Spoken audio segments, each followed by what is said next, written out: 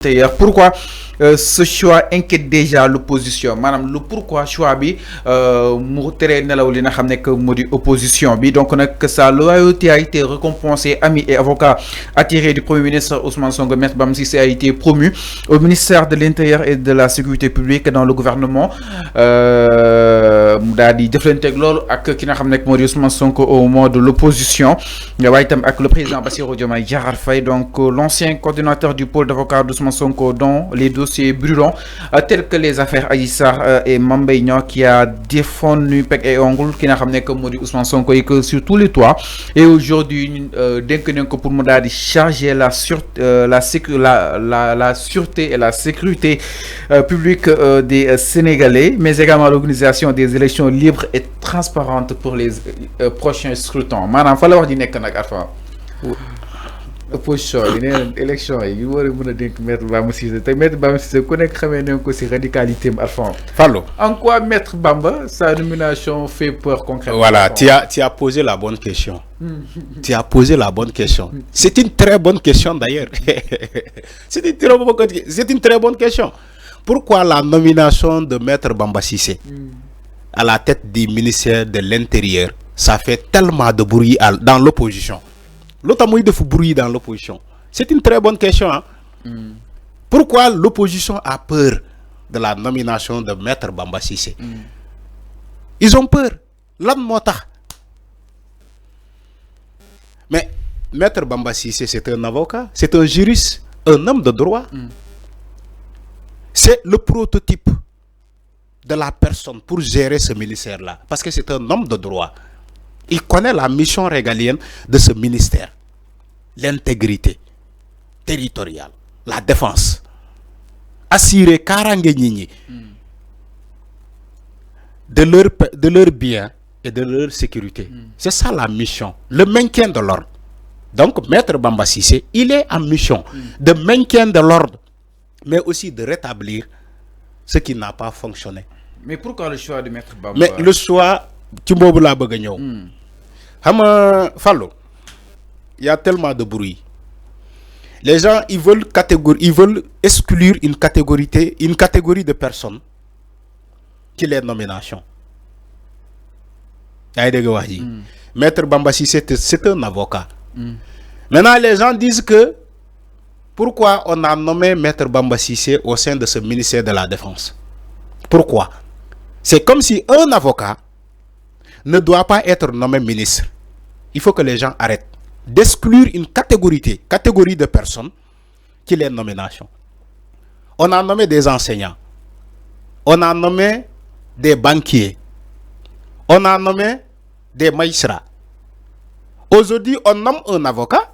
Des gens ils disent que non, on ne doit pas nommer cet avocat-là parce qu'il a défendu Sonko, parce qu'il a défendu Diomaye. Non, mais il faut arrêter.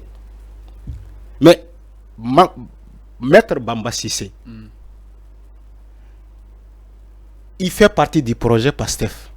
Il a défendu le projet PASTEF. Il a défendu tous les membres de PASTEF. Képp ku am contentieux avec justice, ñëw na taxaw sa wet. C'est une personne loyale. Mais c'est une cheikh dafa mësa ne. C'est une cheikh radiyallahu anhu. Dafa ne wane fi nga bokk baax na. Dafa ne far baax na mais parloo moo baaxul. Maître Bamba Cissé dès le départ dafa wane fu mu féete ni que moom il est de PASTEF. C'est un acteur de l'appareil PASTEF, Maître Bamba Cissé, en tant qu'avocat. Et pourtant, Général Tine faisait bien le boulot. Mais Général Tine, que tu parles, def na liggéey bu am solo. Général Tine def na liggéey bu am solo. Mais une équipe a besoin d'être changée. Mais Général Tine ça dañ ko jàppale pour mu mën a tal bopam. Dafa wara tal bopam parce que mag la. Mais loolu dafa wara non si. Mais am nañu ko mag ci gouvernement. xam nga aussi Fallou nit bu jegee retraite. Mais am nañu ko mag ci gouvernement bi. Nit bu jegee retraite wala bu nebee retraite Macky Sall souvent moom mooy dem andi ñi dem retraite yu mënoo nommer leen ay ministre Donc lolu il faut l'éviter. Non du lolu ça. C'était un gouvernement provisoire. C'était un gouvernement provisoire. Donc ce gouvernement provisoire là a été changé. Mais alors, Alphonse, opposition bi japp ni la nomination de Maître Bamba Cissé constitue une menace manifeste pour l'équilibre. Non, ils ont peur. Démocratique. Ils ont peur de la nomination. Élection yi peut-être tiit neen parce que ñi ngi dem ci local yi. non xama après dina dem ci présidentielle yi. dama lay wax Sonko dina bokk wala du bokk. dama lay wax en réalité qu'est-ce que l'opposition a peur. Dama lay wax en réalité. Dama lay wax qu'est-ce que l'opposition a peur. La peur de quoi en fait? De la nomination de Bamba Cissé. Xam pour l'opposition en 2029 Ousmane Sonko ne doit pas être candidat. C'est ça le mot de l'opposition. C'est le mot bobu yop.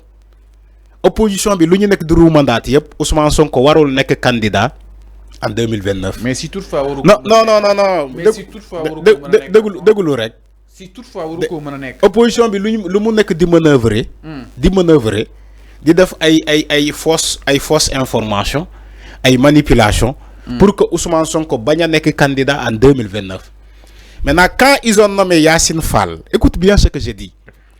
Quand ils ont nommé Yassine Fall comme ministère de la Justice, ils ont nommé Maître Bamba Cissé comme ministère de l'Intérieur, opposition bi taxaw tap mu ne attention, il y a alerte. Pourquoi ils ont nommé ces gens-là? Parce que l'opposition n'attendait pas à ces heures de nomination. Je vais te dire ce qui s'est passé. Franchement, voilà, l'opposition n'attendait pas à ces heures de nomination. Comme que quoi que Maître Bamba Cissé, qui est un soldat de Pastef, qui voit l'homme justice, dinañ ko nommer ministère de l'Intérieur.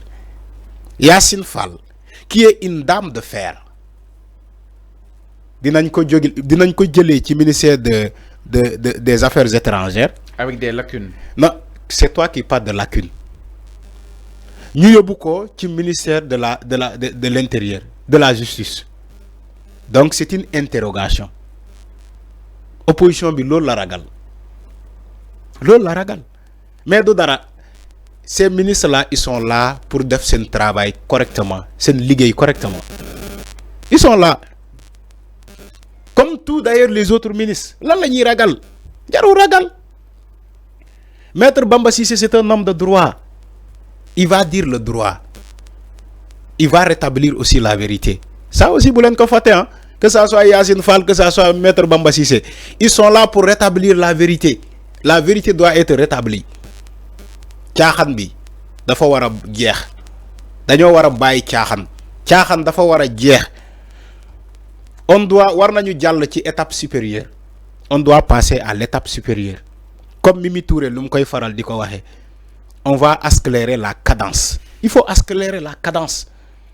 Il y a beaucoup de dossiers judiciaires qui nous attendent. Il y a beaucoup de blocus dans l'administration judiciaire. Qu'est-ce qui s'est passé? On ne sait pas. Il y a beaucoup de lenteurs administratives, mais surtout du côté justice, des lenteurs. Le ministre a dit Ousmane Diagne, oui, lentement, sûrement. Qu'est-ce qui s'est passé? On ne sait pas. Les analyses pour Samsi, ce qui vient de se passer avec le choix de Maître Bamba Cissé comme ministre de l'Intérieur collabore simplement une tendance prise dès le départ par l'actuel régime. Exactement. Ñi japp ni commande yi nak du ñak après pour mu am ci nak nako dal di jangaté. Oui, non, commentaire am la joxé. OK. Chacun est libre de donner son commentaire. C'est pas à moi de commenter ce que Samba a dit. OK. Samba a donné son commentaire. Je respecte son commentaire. Donc on n'est pas là en émission pour donner des commentaires des autres. C'est clair par rapport à li nga xamné que modi Mirmi jëm ci miru ki nga xamné que modi Maître Bamba Cissé sa nomination. Donc nak opposition bi ñi ngi daal di inquiété wu ku ci nek ak na nga xamni itam nonu nako daal di jangaté. Alors ñu daal di ñëw ci benen point sans plus tarder ginaaw